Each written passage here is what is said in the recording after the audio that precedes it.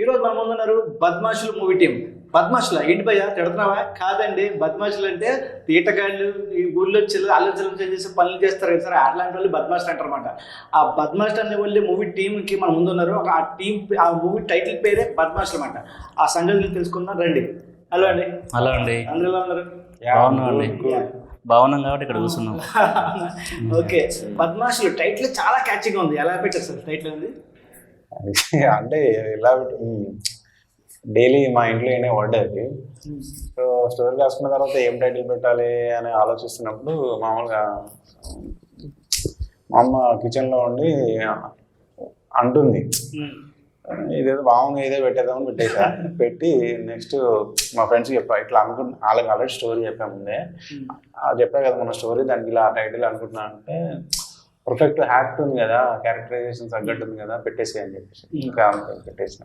పెద్ద రీసెర్చ్ చేయలేదు, పెట్టిన తర్వాత పెద్ద ఆలోచించలేదు, పెట్టేసాను. ఇప్పుడు మీకు అది బాగా జనరల్గా వాడుకునే భాష.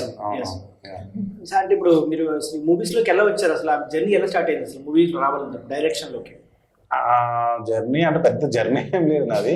బేసిక్గా గ్రాడ్యుయేషన్ అయిపోయిన తర్వాత ఇంట్లో చెప్పాను, ఒప్పుకోలేదు. ఆబ్వియస్గా ఎవరు ఒప్పుకోరు. తర్వాత ఇంకా వాళ్ళ కోరిక మేరకు జాబ్స్ చేయాల్సి వచ్చింది. తర్వాత ఇంకా లాస్ట్కి ఇంకా వీడు సినిమా తప్ప వేరే దేనికి పనికిరాడు అని వాళ్ళు అర్థం చేసుకున్నా క్రియేట్ చేశారు. తర్వాత ఇంకా వెళ్ళిపోయిన నువ్వు ఏం చేయాలనుకుంటా అని ఇటువైపు పంపించేశారు. సో నేను డైరెక్ట్ రాకుండా ఫిల్మ్ స్కూల్ చేశాను, అన్నపూర్ణ ఫిల్మ్ స్కూల్ చేసి, ఫిల్మ్ స్కూల్ అయిపోయిన తర్వాత ఈ స్టోరీ రాశాను అనమాట. ఈ స్టోరీ రాసి నరేషన్స్ ఇవ్వడము, అందరు బాగుంది అన్నప్పుడు రియలిస్టిక్ అటెంప్ట్ చేద్దాము, రియలిస్టిక్గా తీద్దాం, మనం ఏది రాసామో అదే తీద్దాము అన్నప్పుడు వేరే ప్రొడ్యూసర్ దగ్గరికి వెళ్తే మేబీ యాస్టీజ్గా తీయనిస్తాడో తీయనిస్తాడు, ఆ భయం అయితే స్టార్ట్ అయింది. సో ఎందుకులే మనమే చేసుకుందామని చిన్న ఆలోచన వచ్చింది. తర్వాత ఇక మనం చేస్తే ఆనెస్ట్గా చేస్తే మనమే చేయాలి. వేరే ఎవరికి నరేషన్ ఇచ్చినా కూడా పొల్యూట్ అయితే అవుతుంది, కొంచెం చేంజెస్ చేయాలి. ఎందుకంటే మార్కెటింగ్ కూడా వాళ్ళకి ఇంపార్టెంట్. సో మనమే చేసుకుంటాం కానీ మనకు కొంచెం పిచ్చి స్వార్థం అనేది ఒకటి ఉంటుంది కదా, దాంతో ఇంకా మనమే చేసుకుందాము, మనం నచ్చినట్టు చేసుకోవచ్చు అనేసి దిగాము. End of the day product బాగా వచ్చింది, హ్యాపీ, జనాలకు నచ్చుతుంది. ఆల్రెడీ ప్రివ్యూస్ చేసాము, చాలా మంది అప్లాజ్ చేశారు. ఓకే, కాన్ఫిడెంట్గా అయితే ఉన్నాం. అసలు ఈ స్టోరీ అనేది ఎలా మొదలైంది మీకు? అసలు అక్కడ రాసుకున్నారా, ఏమైనా ఇన్స్పైర్ అయ్యారా? ఇన్స్పైరింగ్ అని ఏం లేదు, నేను చూసిన రియల్ క్యారెక్టర్స్ నుంచే ఏదైనా కథలు అల్లుదాము అనే థాట్లో వచ్చింది అనమాట. ఇప్పుడు మనం నాది బేసిక్గా విలేజ్, నేను 12th వరకు అక్కడే ఉన్నాను. ఆ తర్వాత బయటకు వచ్చేసేసాను అనమాట గ్రాడ్యుయేషన్ కోసం. అక్కడ చూసిన క్యారెక్టర్స్, నాకు కొన్ని క్యారెక్టర్లు మనం విలేజ్లో ఒక 600-700 మందిలు ఉంటే మనకు కొన్ని క్యారెక్టర్స్ కొత్తగా అనిపిస్తాయి, అరే భలే యూనిక్గా ఉన్నాయి అనిపిస్తాయి. ఆ క్యారెక్టర్స్ తీసుకొని ఒక కథ రాసుకున్నాను అనమాట. సో బేసిక్గా ఆ క్యారెక్టర్ నుంచే కథ పుట్టింది. అది రియలిస్టిక్ క్యారెక్టర్సే ఇన్స్పైర్ చేసినాను. మహేష్ అన్న ఎలా ఉన్నారు? బాగున్నాను. మొత్తం బ్యాక్ టు బ్యాక్ సినిమాతో రికార్డ్ ఇచ్చారు అండి. ఇప్పుడు అంటే ఒక కమెడియన్ గా అందరికి సుపరిచితులు మీరు, కానీ ఫస్ట్ టైం ఒక లీడ్ యాక్టర్ గా వచ్చింది. ఎట్లా వచ్చింది అవకాశం? ఇది యాక్చువల్గా ఈ మా డిఓపి ఫ్రెండ్ అండి నాకు, వినీత్ పబ్బతి. తను నేను రామభక్తుడు అని ఒక ఇండిపెండెంట్ ఫిల్మ్ తీసాను, అది సిల్లీ మంక్స్ యూట్యూబ్ ఛానల్లో ఉంటుంది. అప్పుడు దానికి డిఓపి అనమాట మనోడు. సో తను అప్పుడు నేను చేసిన పర్ఫార్మెన్స్ అంతా తనకు నచ్చి తను డిఓపి గారికి అంటే ఫ్రెండ్స్ లేదు అప్పటికి డిఓపి ఆన్బోర్డ్ అయ్యాడు సినిమాకి. సో అయితే నాకు ఫోన్ చేశారు, మరి ఇట్లా నేను ఒక సినిమా చేస్తున్నా, డైరెక్టర్ గారు ఒక క్యారెక్టర్ అనుకుంటారు, వెళ్ళి కలవని అన్నాడు అనమాట. అంటే వెళ్ళి కలిసిన తర్వాత నాకు ఇట్లా కథ చెప్పారు. కథ చెప్తే అసలు చెప్తుంటేనే ఘోరంగా నవ్వుతున్నా. ప్రతి క్యారెక్టర్ చాలా ఇంట్రెస్టింగ్ ఉంది. అంటే నేను ఇప్పుడు నాకు ఏంటి ఇందులో ఈ క్యారెక్టర్ ఇస్తాడా అనుకున్నా. అంత హిలేరియస్ కథ మొత్తం విన్న తర్వాత దీంట్లో లీడ్ రోల్ చేస్తున్నాం అన్నాడు. షాకింగ్ గా లీడ్ రోల్ చేస్తున్నాం అంటే ఆన్ ది స్పాట్ చెప్పలేదు, ఈ క్యారెక్టర్ చేస్తే పుల్అప్ చేయగలుగుతావా అని నేను అనుకుంటున్నాను, వర్క్షాప్ చేద్దాం, వర్క్షాప్ లో ఫుల్ఫిల్ అవుతే చూద్దాం అన్నట్టు అన్నాను. అవునవును కరెక్ట్. ఓకే, ఫస్ట్ అదే 2 సీన్లు చేద్దాం అన్నట్టు. ఫస్ట్ ఆఫీస్లో పోయి కథ చెప్పిన తర్వాత ఒక 2 సీన్స్ చేద్దామా, కథ మొత్తం నేరేషన్ అయిపోయిన తర్వాత ఒక 1 hour ఎంత చెప్పింది. దాని తర్వాత 2 సీన్లు చేద్దాం ఊరికి సరదాగా అని చెప్పి ఇట్లా హాల్లోకి వచ్చి 2 సీన్లు చేసినాం. చాలా అంటే సార్ అనుకున్న క్యారెక్టర్కి ఏదైతే ఉందో నా క్యారెక్టర్ నేను అనుకుంటున్నా క్యారెక్టర్ కరెక్ట్ సూట్ అయ్యేలాగా ఉన్నాడు అని చెప్పి తర్వాత వర్క్షాప్ కూడా చేద్దాం అన్నట్టు. వర్క్షాప్ కూడా అంతా చేసిన తర్వాత ఒక 2-3 రోజులు వర్క్షాప్ చేసిన తర్వాత ఇంకా సార్కి ఓకే మనోడు చేయగలడు అని కాన్ఫిడెన్స్ ఇచ్చిన తర్వాత ఇందులో లీడ్ రోల్ చేస్తూ అని చెప్పారు అన్నమాట. హ్యాపీ అంటే మనకి అప్పటి వరకు చిన్న చిన్న క్యారెక్టర్లు చేసుకుంటూ అంటే ఒక కమెడియన్గా మనకు ఒక 1 వీక్ 10 days ఒక సినిమాలో 10 సీన్లు 5 సీన్లు 6 సీన్లు ఒక 10 సీన్లు అట్లా కొన్ని వెబ్ సిరీస్ అయితే ఒక 10-15 సీన్లు అట్లా ఉంటాయి. మనం టోటల్ ఒక క్యారెక్టర్ మొత్తం అట్లా కూడా 3-4 ఉన్నాయి. అది లీడ్ కాదు అన్నమాట, ఫ్లోట్ క్యారెక్టర్స్ అట్లా. ఇందులో ఫస్ట్ ఒక lead role and full fledged ఒక కమెడియన్ రోలు, దీనికి సినిమాకి ఒక కథనం, ఒక లీడ్ రోలు, ఒక చిన్న మెసేజ్, చాలా ఇంట్రెస్టింగ్ సబ్జెక్టు. మీరు ఇప్పుడు సీన్లు చూసుకుంటే ఎక్కడ కూడా ఇక ఒక స్క్రిప్ట్ రాసి డైలాగ్ వర్షన్ చెప్పినట్టు అసలు ఏ ఆర్టిస్ట్ కూడా కథ జరుగుతుంది, ఏదో క్యారెక్టర్ జరుగుతున్నాయి, మనం కెమెరా పెట్టి తీసినట్టే ఉంటుంది తప్పితే స్క్రిప్ట్ మొత్తం రాసి తీసినట్టు ఎక్కడ ఉండదు. సో అది చాలా హ్యాపీ అనిపించింది ఫస్ట్ అది చెప్పినప్పుడు. అసలు మీదిను విజయసాయి గారి కాంబినేషన్ అయితే అదిరిపోయింది. అసలు నాకు అసలు ఫస్ట్ టైం మీ ఇద్దరు ఫ్రేమ్లో చూస్తుంటే మరి ఇంత బాగా చేస్తారు ఏంటో అనిపించింది. చాలా న్యాచురల్గా అనిపించింది. ఒక సీన్ చెప్పాలంటే మీరు అక్కడ బిర్యానీ తింటూ వచ్చేసి అరే ఫుడ్ అని తెచ్చావంటే లేదు భయ్యా కాలేదంటే అప్పుడు మీరు అప్పుడే నా సంథింగ్ కంప్లీట్ చేస్తారు. అంటే ఆన్ ద స్క్రీన్ ఏమైనా చేశారా సీన్స్ ఇంప్రూవైజేషన్ ఏమైనా? ఇంప్రూవైజేషన్ ఏం లేదండి. మేము ఏది చేసినా ప్రతి ఒక్క సీన్ కానీ డైలాగ్ కానీ డిక్షన్ కానీ మేము మా మాట తీరు కానీ ఏదైనా మొత్తం డైరెక్టర్ గారి క్రియేటివిటీనే. మేము ఏదైనా కొంచెం పెంచినా కరెక్ట్, కొంచెం తగ్గించినా అట్టే ఉండదు అనమాట, కరెక్ట్ మీటర్లో ఉండాలి. ఆయన ఏదైతే క్యారెక్టర్ రాసుకున్నప్పుడు చూసిండో యాజ్ ఇట్ ఈజ్ మేము దింపడమని అనుకుంటున్నాం. దింపినాం సార్, యాజ్ ఇట్ ఈజ్ దింపినామని అనుకుంటున్నాం. మనం చెప్పిన కట్ చేయడం అని కాదు, వాళ్ళకి ఇంప్రూవైజ్ చేయాలని ఉంటుంది. ఆ క్యారెక్టర్లు ఎంతవరకు బిహేవ్ చేయాలనేది రాసిన వాడికే తెలుస్తుంది. వాళ్ళ తప్పని కాదు, వాళ్ళు కొంచెం ఎక్స్ట్రీమ్ వెళ్ళినప్పుడు ఇది కాదు కదా మనం అనుకున్న క్యారెక్టర్, ఇది కాదు కదా. ఇప్పుడు వాళ్ళు అన్నట్టు ఎక్స్ట్రీమ్ వెళ్తే మన బౌండరీస్ దాటిపోతాం. 2 hours అనుకున్న కదా 4 గంటలు అవుతుంది. సో అది కాదు కదా, మనం విత్ ఇన్ ద బౌండరీస్ చెప్పాలనే పాయింట్ ఆఫ్ వ్యూలో అది కాదు, యాస్టీస్గా నేను చేసి రాసిందే చేద్దామని చెప్పేవాడిని అంతే. డైరెక్టర్ గారు ఏంటంటే యాక్చువల్గా డైరెక్టర్ గారికి కరెక్ట్ కూడా, ఎందుకంటే మీ ఏదైనా ఇంప్రూవైజ్ చేస్తూ ఉన్నప్పుడు వద్దనేవారు. ఏదైనా మంచిగా ఏదైనా చిన్నది 1-2 ఏదైనా చిన్నది ఏదైనా బాగుందంటే యాక్సెప్ట్ చేసేవారు, కానీ అసలు ఏదైనా అవుట్ ఆఫ్ బాక్స్ ఏమైనా చేస్తుంటే ఒప్పుకోపోయాడు కదనమాట. బేసిక్గా డైరెక్టర్ గారు కథ రాసుకున్నప్పుడు కూడా క్యారెక్టర్ ఎలా ఉండాలనుకున్నాడు అలాగే ఉంటే బాగుంటుంది కదా. మనం ఇప్పుడు మనం ఏదో కొన్ని సినిమాలు చేసినామని చెప్పి ఇలా చేస్తాం అలా చేస్తామంటే అది కథకి వర్కౌట్ కాదు, ఆ క్యారెక్టర్కి వర్కౌట్ కాదు. అలా చెప్పేది అనమాట, ఈ క్యారెక్టర్ ఇలాగనే ఉండాలి, ఇంత మించి పెరిగినా బాగోదు, ఇంత తగ్గినా బాగోదు, ఇట్లా ఉంటే బాగుంటుంది అని చెప్పి మాకు అర్థం చేసుకొని చెప్పి బాగా దగ్గర నుంచి చేయించారు అనమాట. కానీ సినిమా మీరు రేపు June 6 చూడండి. ఇప్పుడు సపోజ్ మనకి ఏదైనా సీన్ ఇప్పుడు లైక్ మన రెగ్యులర్ కమర్షియల్ సినిమాలు కానీ బయట సినిమాటిక్ ఉన్న సినిమాలు కానీ మీరు చూసినప్పుడు ఏంటంటే ఏ సీన్ చేసినా కూడా రాసిన డైలాగ్ చెప్పినట్టు ఉంటుంది. అంత ఇన్వాల్వ్మెంట్ అయ్యి ఏదైనా న్యాచురల్గా ఏదో మాట్లాడుకుంటారు అన్నట్టు ఉండదు. ఫ్రెండ్స్ మాట్లాడుకుంటారు. ఇప్పుడు కామెడీ కూడా ఏదైనా పని చేస్తాను, బట్టలు చింపుకుంటాను, లేకపోతే విపరీతమైన ఎక్స్ప్రెషన్ పెడతాను, లేకపోతే ఏదైనా పని పోయి బురదలో పెడతాను, ఏదో సంథింగ్ ఏదో ఒక హార్డ్ అయితే కానీ కామెడీ వర్కౌట్ కాదు. కొంచెం హార్డ్ ఉంటుంది, ఆ చేసే పనులన్నీ హార్డ్ అయితే కానీ ఇన్వాల్వ్ అక్కడ కూడా కామెడీ మనకు రాదు, రియాక్షన్ అక్కడ చాలా హార్డ్గా బిహేవ్ చేస్తే కానీ కామెడీ వస్తుంటుంది అక్కడ. ఇక్కడ మీరు ఎక్కడ కూడా ఒక డైలాగ్ రాసినట్టు ఉండదు, ఒక స్క్రీన్ ప్లే నవ్విస్తుంది, డైలాగ్ వర్షన్ నవ్విస్తుంది, సిచ్యువేషన్ నవ్విస్తుంది, కథే నవ్విస్తుంది, అసలు ఎమోషనల్ చేస్తుంది, చిన్న మెసేజ్ ఉంటుంది. సో అంతా న్యాచురల్, ఎక్కడ కూడా ఒక డైరెక్షన్ చేసిండో స్క్రీన్ అని ఎక్కడ అనిపించదు.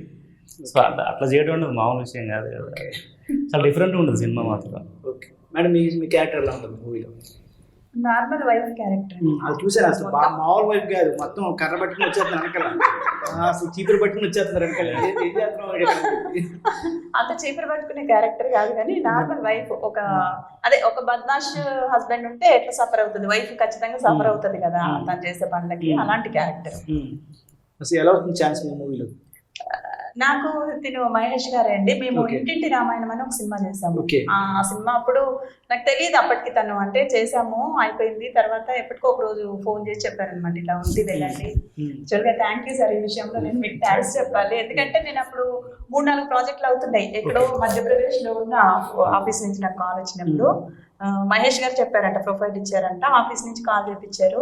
నేను వస్తా సార్, ఆఫీస్కి వస్తాను అని మెసేజ్ చేసేసారు. కానీ అక్కడ నాకు తేజ గారి అహింస చేస్తున్నా, అక్కడ కొంచెం అవ్వలేదు, అనుకునే టైంకి షూట్ అవ్వలేదు. ఇంకో 2 రోజులు ఎక్స్ట్రా టైం అడిగేసరికి ఇచ్చేసా. అప్పటికి 3-3 సార్లు వస్తున్నా అని చెప్పి రాలేదు. ఒకరోజు సార్ అదే మెసేజ్ చేశారు, మీకు ఇంట్రెస్ట్ ఉందా లేదంటే వస్తా అన్నారు, రాలేదు అంటే లేదు సార్ నేను వస్తాను అని. వచ్చిన రోజే, ఆ రోజు మార్నింగ్ వచ్చాను మధ్యప్రదేశ్ నుంచి, ఆఫ్టర్నూనే ఆఫీస్కి వచ్చాను. వస్తే ఆ రోజు చెప్పారు ఇట్లా ఉంటుందండి. ఒక సీన్ 2 సీన్లు చేయించారు, ఆడిషన్ చేయించారు. కానీ అప్పుడు చెప్పేటప్పుడు నాకు ఒక హస్బెండ్ ఉంటాడు, ఇట్లా తాగడం ఇట్లాంటి క్యారెక్టర్, తనకి వైఫ్ అని 1-2 సీన్లు చెప్పారు. నేను అనుకున్నాను ఒక సినిమాలో ఒక సపోర్టింగ్ క్యారెక్టర్ అట్లా అనుకున్నాను. లీడ్ అని నాకు తెలియదు. అప్పటికి వర్క్ షాప్ చేసేటప్పుడు తెలిసింది ఈ 4 క్యారెక్టర్ల మీదే సినిమా ఉంటది అని. నాకు ఆ రోజు చెప్పింది అయితే ఈ నా క్యారెక్టర్ గురించి, హస్బెండ్ క్యారెక్టర్ గురించి మాత్రమే చెప్పారు. వర్క్ షాప్ లో తెలిసింది. వర్క్ షాప్ కూడా తనకి ఫోన్ చేసి వర్క్ షాప్ చేద్దామండి రావాలి మీరు అంటే, అప్పుడు గుర్తుంది నాకు, నేను చాలా సినిమాలు చేశానండి, నేను ఏ సినిమా కూడా వర్క్ షాప్ చేయలేదు. అప్పటికి ఫస్ట్ వర్క్ షాప్ వచ్చింది ఈ సినిమాకి. ఏ సినిమా చేయాలంటే నేను రోల్స్ చేశాను, ఆయన వర్క్ షాప్ చేయలేదు. ఎక్స్పీరియన్స్ ఆర్టిస్ట్ కదా, నేను చేయలేదంటే మనము కోప్పడి అగ్రెసివ్ గా మాట్లాడలేదు. నేనేం చెప్పానంటే మా సినిమా వర్క్షాప్ రండి మేడం, కొత్త ఎక్స్పీరియన్స్ ఉంటుంది, బాగా ఎంజాయ్ చేస్తానండి. వచ్చి వర్క్షాప్ చేసేట్టు ఇక మామూలు డిస్టర్బ్ ఉంటారు. యాక్చువల్లీ నాకు కూడా నేను మోస్ట్ ఇప్పుడు సార్ నాకు లీడ్ అని చెప్పి మన ఆఫీస్ పిలిపించినప్పుడు కూడా డిఓపి చెప్పింది independent film full length role చేసినది. అది మూర్ఖుడితో కూరికిన ఒక సైకో క్యారెక్టర్ అనమాట. ఈ నగరానికి ఏమైంది చాలా సినిమాలు నెంబర్ ఆఫ్ దాదాపు ఈ సినిమా వచ్చేంత వరకు నేను అప్పటికి ఒక 25 అట్లా చేసి ఉంటుంది నేను. అయినా సరే ఆడిషన్ చేద్దాం అన్నాడు. అంటే నాకు కరెక్టే అనిపించింది, ఎందుకంటే ఆడిషన్ అంటే సారు ఎంత పర్ఫెక్ట్నిస్ట్ అంటే, ఆడిషన్ అంటే చాలా మటుకు ఆఫీసులోకి వెళ్తాం కదా. నేను 20 సినిమాలు చేసి చెప్పిన 30 సినిమాలు చేసినా ఎవరు నువ్వు యాక్టర్ అని అంటే అవును సార్ అవునంటే సరే ఏదో ఒకటి చేసి వెళ్ళు అంటారు. అది ఆడిషన్ కాదు. ఇప్పుడు సార్ ఏదైతే క్యారెక్టర్ రాసుకున్నారో అదే క్యారెక్టర్లోని పాత్రలు మాతో ఆడిషన్ చేయించారు. సో అప్పుడు అది మీకు సూట్ అవుతుందో లేదో ఆయన తెలుస్తుంది. నేను ఏదో చేస్తాను ఆడిషన్కి వెళ్ళి. ఇప్పుడు సారు తీట తిరుపతి అనే క్యారెక్టర్ రాసుకున్నారు, నన్ను ఆడిషన్ చేయమంటే నేనేదో స్వాతంత్రానికి అదేదని చెప్పిన అనుకో, ఏదో చెప్తుండే మనకు సూట్ అదే క్యారెక్టర్ అని చెప్పి మంచి ఆర్టిస్ట్ కూడా ఫెయిల్ అవుతాడు. ఇప్పుడు అదే తీట తిరుపతి అనే ఏదైతే క్యారెక్టర్ సార్ రాసుకున్నారు అదే క్యారెక్టర్ నన్ను ఆడిషన్ చేస్తే ఆ డైలాగ్స్ ఇచ్చి అదంతా చెప్పి చేస్తే నేను అది యాక్చువల్లీ నేను చేసిన అనుకోండి, ఆయన అనుకున్నది నాలో కనపడితే నేను సెలెక్ట్, కనపడలేదనుకో నేను యాక్టర్ని కాదని కాదు, ఆ క్యారెక్టర్ సూట్ కావట్లేదు అంతే. అది ఆడిషన్ ప్రాసెస్ కరెక్ట్. సార్ కూడా ఏంటంటే ఏదో ఒకటి చేయమని అనలేదు నన్ను.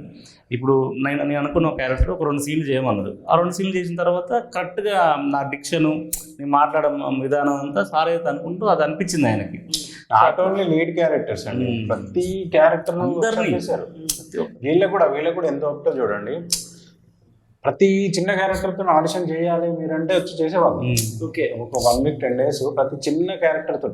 ఈవిడికి ఇంకో వేరే క్యారెక్టర్స్ తోటి కూడా సీన్స్ ఉంటాయి అన్నమాట, వాళ్ళతో కూడా వచ్చి వర్క్షాప్ చేసేవాళ్ళు. సో అది నాకు ప్లస్ ఒక లక్ అనుకోవాలి. ఇప్పుడు ఈ రోజులలో అంత టైం స్పెండ్ చేసి ఎవరు చేస్తారు, వాళ్ళ సినిమాలు బిజీగా ఉంటారు. సో నేను ఈచ్ అండ్ ఎవ్రీ ఇయర్ లేదండి కావాలి నాకు వర్క్షాప్ కావాలి, వర్క్షాప్ చేస్తేనే నాకు కాన్ఫిడెన్స్ వస్తుంది, అప్పుడు షూట్కి వెళ్ళాలన్న ఒక ఈ ధైర్యం వస్తుంది తప్ప వర్క్షాప్ చేయకపోతేనైతే అనేక దీంట్లోనే ఉండేది. బట్ వర్క్షాప్ సహకరించారు, సినిమా బాగా వచ్చింది, 100% కాన్ఫిడెంట్ ఉన్నాం. మీ మూవీస్లో కూడా ఒక మెమరబుల్ మూవీస్ ఉన్నాయి, కేరకోల కావచ్చు, అక్కడ అలాగే ఈ నగరంకి ఏమైనా కావచ్చు. అసలు ఆ మూవీస్లో తరుణ్ భాస్కర్కి ఫస్ట్ మూవీ అది, ఆయనకి ఆ మూవీ ఎలా వచ్చింది ఛాన్స్ లేదు. ఈ నగరానికి ఏమైందండి, అది వేరే జర్నీ అండి. అది ఇప్పుడు మన ఈ సినిమా గురించి మాట్లాడదాం. యాక్చువల్లీ మన పర్సనల్ ఇంటర్వ్యూ చేసినప్పుడు ఆ జర్నీ నాకు ఆయన సార్ ఎలా పరిచయం అయ్యారు ఏంటంటే, దీని ప్రమోషన్ ఉపయోగపడుతుంది కదా.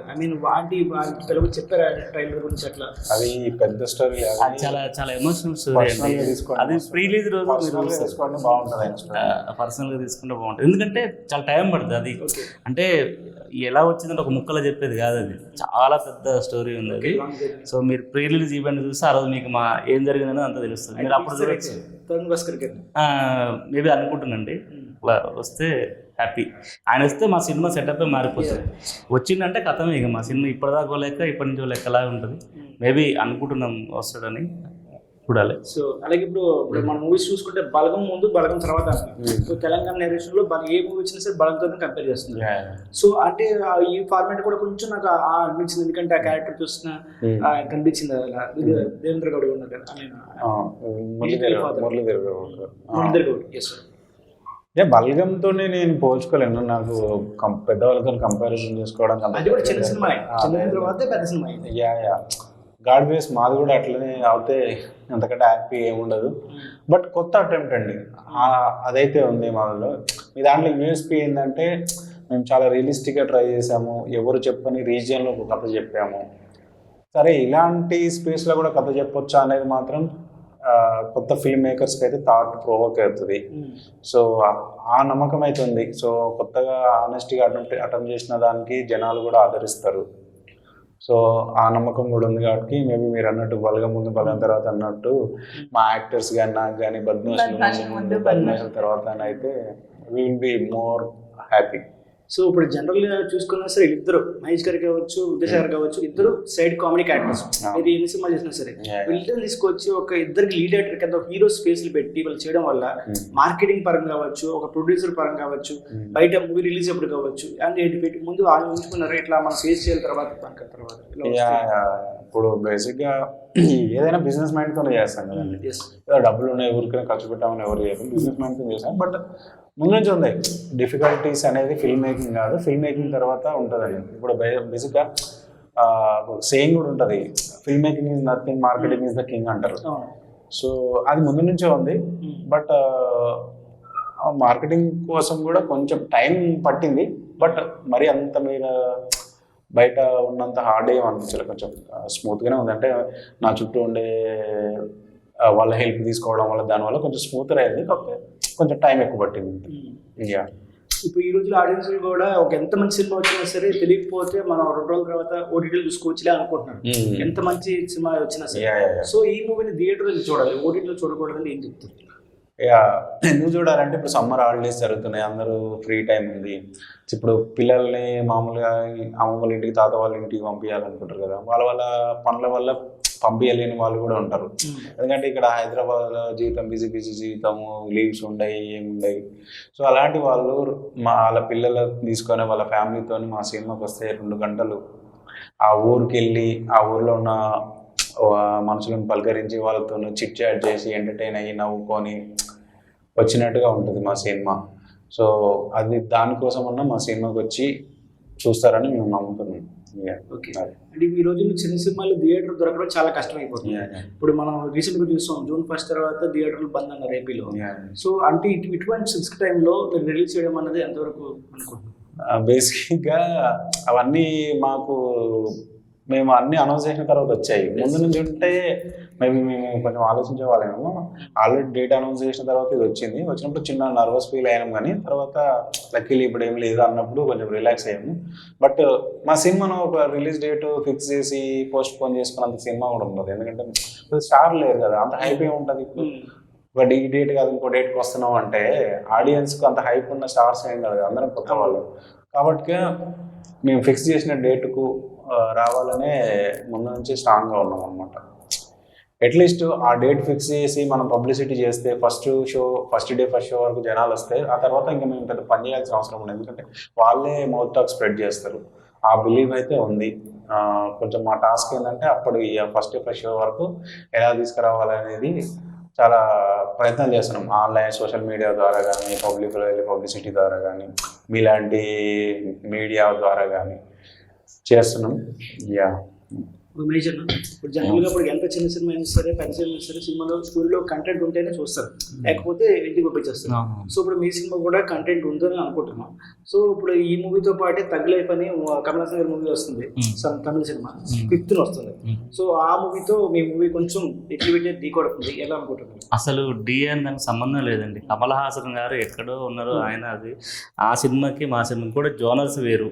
ఆయన స్టార్ హీరో కాదు, అసలు ఆయన నెక్స్ట్ లెవెల్. ఆయన చిన్న బద్మాషులని ఏదో ఒక ఎంటర్టైన్మెంట్, ఒక మంచి కామెడీ ఫిల్మ్ మీద ఒక మన హానెస్ట్గా కామెడీ ఫిల్మ్ చేసాం. తగ్ లైఫ్కి మాకు అసలు సంబంధం లేదు. తగ్ లైఫ్ 5th వస్తుంది, నేను 6th వస్తున్నాం. ఇప్పుడు ఎలా అంటే ఆడియన్స్ తగ్ లైఫ్ వచ్చింది కదని మాకు చూడకుండా ఉంటారండి. తగ్ లైఫ్ చూస్తారు, మాదే చూస్తారు. అదే వేరే జోనరు, మాది వేరే జోనరు. కమల్ హాసన్ గారు చూస్తారు, మమ్మల్ని చూస్తారు. దానికి దీనికి అసలు సంబంధం లేదండి. ఎందుకంటే ఇప్పుడు తగ్ లైఫ్ చూద్దాం, బద్మాష్ని వదిలేద్దామని ఏమన్నారు. ఇప్పుడు ఒకవేళ తగ్ లైఫ్ నచ్చలేదనుకో బద్మాష్ని చూస్తారు. అంటే నేను ఎవరికన్నా అంటే ఇప్పుడు ఇలాంటి ఎంటర్టైన్మెంట్ కావాలనుకుంటే దీనికి వస్తారు. తగ్ లైఫ్ లాంటి సినిమా కావాలంటే దానికి వెళ్తారు. ఇప్పుడు అదొక్కటే ఉందనుకో దానికి వెళ్తారు. ఇప్పుడు ఇది కూడా ఉంది కాబట్టి ఇప్పుడు ఎవరికైనా ఇలాంటి జోనర్ కైండ్ ఆఫ్ సినిమాలు నచ్చే వాళ్ళు ఉంటారు, దీనికి వస్తారు.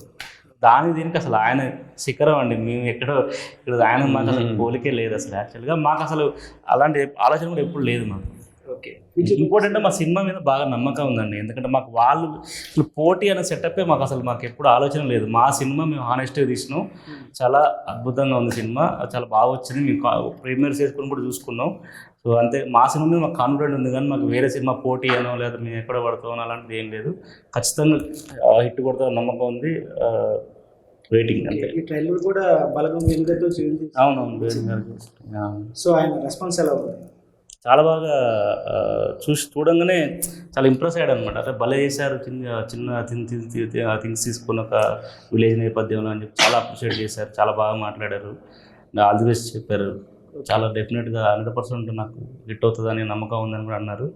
ఆయన కూడా చూస్తా అని చెప్పారు. కొంచెం ఎల్లమ్మ బిజీగా ఉంటారు. డెఫినెట్గా ఆయనకు చాలా బాగా నచ్చింది ట్రైలర్ నచ్చి ఫస్ట్ మేము ట్రైలర్ అంతా నచ్చి అరే బాగుంది, చాలా ఇంట్రెస్టింగ్ ఉందని చెప్పేసి అని ఆయన లాంచ్ చేశారు. అజయ్ భూపతి గారు కూడా చాలా ఇంట్రెస్టింగ్ ఉంది ట్రైలర్ అని చెప్పి ట్వీట్ చేశారు.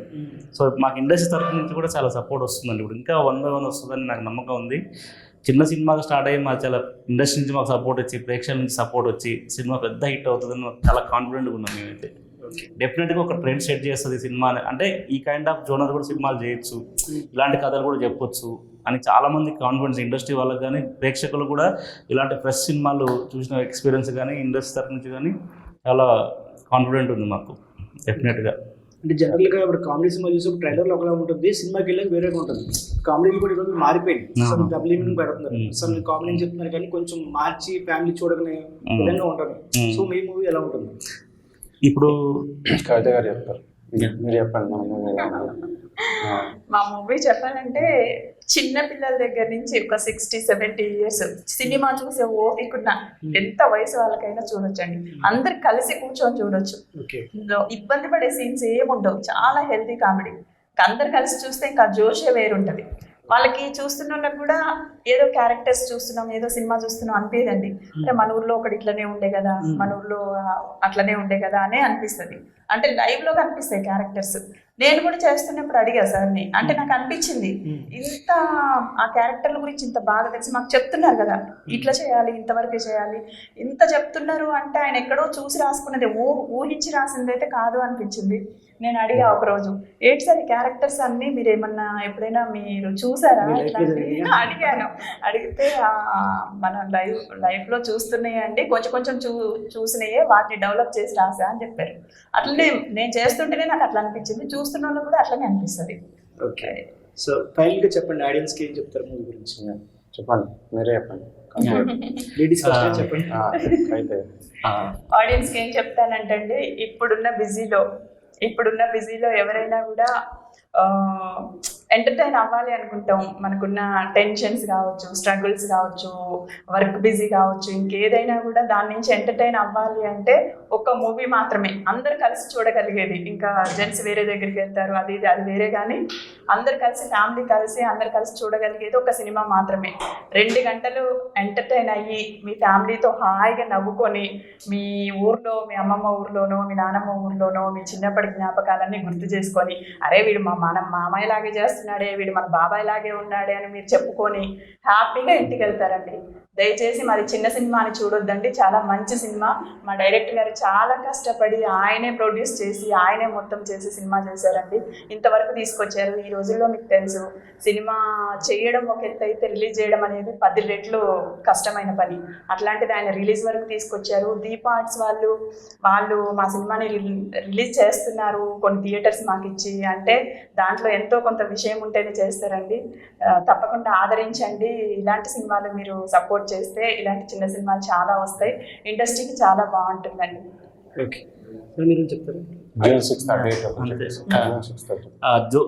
జూన్ 6th సినిమా రిలీజ్ అవుతుందండి, వెళ్ళి చూడండి, మీరు మంచి ఎక్స్పీరియన్స్ పొందుతారు. Okay guys, June 6th Padmash release అవుతుంది. కంప్లీట్ పక్కా ఫ్యామిలీ ఎంటర్టైనర్, చూడండి. Thank you.